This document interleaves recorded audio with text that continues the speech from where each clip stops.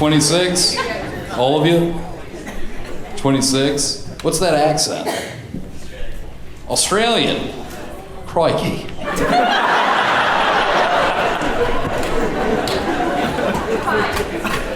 First of all, you guys know your way around a fucking steakhouse, and I respect that.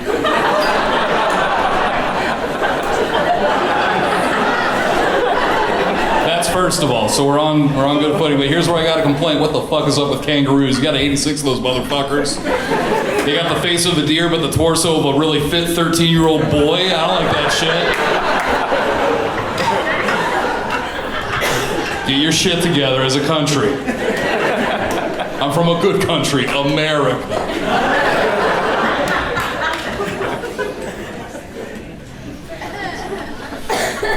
You guys are cool. I like you, Australia. I feel like I'm from a very similar place. I'm from Florida.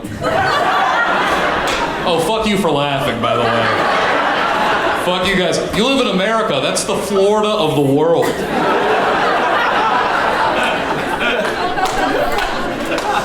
We don't gotta shut down the city for 3 days to catch one fucking alligator in Humboldt Park. I'll tell you that.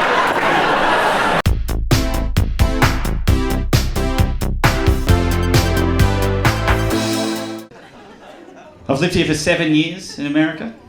You're good people, okay? I think you need to hear that right now. You're good people. You're gonna get through this. It's gonna be okay. Christmas is my favourite time to live in America because that's when people come up to me and they go, "Oh, do you celebrate Christmas in Australia?"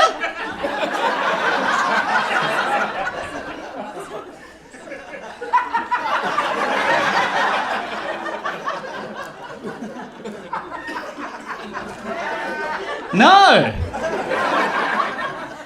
No, Jesus was only in the Northern Hemisphere.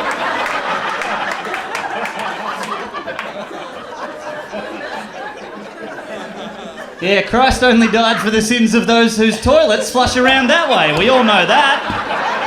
That's biblical. We all know that. Yes, we have Christmas, you dickheads. What the hell's wrong with you?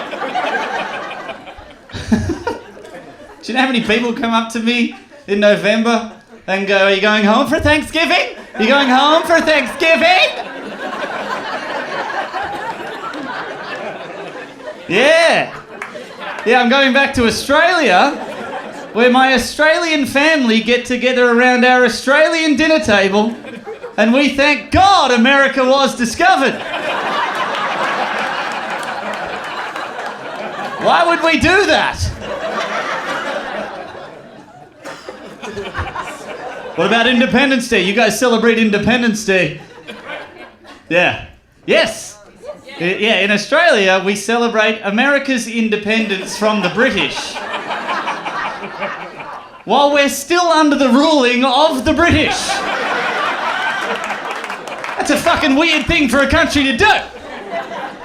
We're very proud of you, America. I've travelled around your country a lot. I've been to 38 different states. I've seen a lot of weird shit. But I love it. It's all good shit. This is like all that I really knew growing up.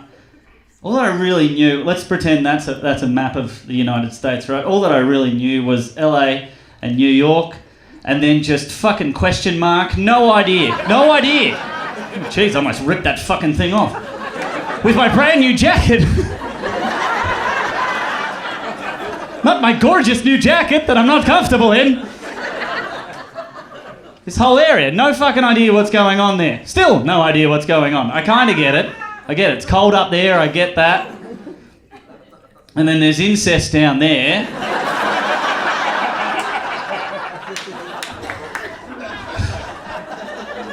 And then old people go to die down there, and that's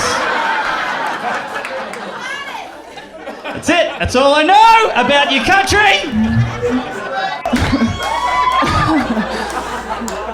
My boyfriend and I are on very different pages sexually, unfortunately. I'd like to have sex like maybe once or twice a week. This sexual beast would like to have it maybe once a month. We've had sex 6 times in 2019. Yeah, don't worry, guys. July is coming, okay? Yeah. I'm not, though, obviously. I've got naturally blonde hair. I dyed it brown because I thought it might spice things up a bit. It did not. No. It did absolutely nothing. One time I was in our bed and I was trying to use my vibrator, but it wasn't working. It wouldn't turn on. And so he came in and I saw this as an opportunity. And I was like, babe, my vibrator's like not working. Can you fix it for me? And he fixed it and left the room. He was like, babe, I'm just trying to give you your privacy. I was like, please don't leave me. You've never been more sad crying and masturbating to a photo of your own goddamn boyfriend on your phone while he's in the next room on the couch watching the Gilmore Girls. I would travel with something metal in my pocket just so they would take me aside and pat me down so I could have some sort of human contact. You know? I googled it. I googled my boyfriend won't have sex with me. Guess what comes up? That's right, you guessed it. Nothing. Nothing at all comes up. One time I was like, I'm gonna proposition him for a quickie. There's no way he can say to no to this. He's on the couch, obviously watching his favorite show. I was like, babe, by the way, I'm aware this is why we're not having sex, okay? This is how sexy it is. Babe, do you want to have a quickie before I have to go? He's like, babe, get out of the way of the TV. Lorelai and Luke are just about to break up. I'm like, oh, you think they're gonna break up? And we did. Obviously, we did. We broke up. We broke up on the advice of our therapist, who we went to see after 6 months. Now that's your first red flag. Just 6 months. She told us he was boring. We paid her $200. She told us he was boring, and then we broke up. The next day, he rolled over and he was like, babe, I had a dream about you last night. I woke up, I had a shower, I walked the dog, and then I texted you. I was like, fucking even your dreams are boring. Yo, here's what I always thought was interesting. And I want to propose it to you, sir, in the interracial couple. We're not interracial, I'm Australian. Yes! Oh, you do know you're white, though. And I'll explain to you. So if we were in a car and a cop pulled us over and was like, get on the floor, nigger, you'd look at me like, you better get on the floor. Like, you wouldn't all of a sudden be like, officer, actually, I'm Australian. You wouldn't, I'm part kangaroo. You wouldn't do that. You would look at me like, this nigga better get on the floor. I bet you change your accent and everything. You'd be like, hello, no, I'm Stacy. Like, don't play. The reason I brought up this to the interracial couple is simple. I want to say, did you guys go watch Black Panther? I saw it by myself. I know you did. Because I know you're not taking the white girl to see Black Panther. Because let's say you take the white girl to go to Inglewood, you go to Inglewood and all the black girls are looking at you like, forever, nigga. Like, it's awkward. But what's more awkward? What's more awkward? I just met her though. Oh yeah, you just met. I get it, player, play on, player. Yeah, you saw the movie before. This shit came out yesterday, nigga. Like, what do you mean? What? Let me explain something to you. You can't. I'm one of you, bro. I'm not one of her. You can tell her shit. Like, no, I just need to use your credit. Mine's under construction. It doesn't work like that for me. I know the truth. I just want to know, what's more awkward? What's more awkward? If you took her to watch Black Panther in Compton, or if you went with her white family to watch Get Out. Which one would be more awkward? Which one's weirder? Like, because in Black Panther it's like Wakanda forever, but in Get Out, it's like when the something place happens, and if her father reached over and was like, hey Jamal, popcorn, like you'd be like, no! I want to tell you guys a story about the best night of drinking I ever had. It was about a year ago at this bar, Galway Bay, a couple blocks away, and I was with my friend Alex, who's from Australia, right? It is Alex's last night in America. He's about to go home, And so we get wasted, right? And when I am wasted around Alex, I love to do an Australian accent, right? It's a lot of fun to do, and Alex bloody hates it, right? It's like his least favorite thing. Now, the key to doing a good Aussie accent is basically you have to end every sentence like it's a question. And I don't know why they do that, but they do. So we're outside Galway, right? And these 4 guys from DePaul University come up to us and they ask us to bum a cigarette, right? So we give them one. And they say, "Are you from Australia?" And it's about this time that I realize I am doing an Australian accent. So I say, "Fuck yeah, I'm from Australia, born and raised." And they think that's pretty cool, right? Except one of the guys doesn't believe me.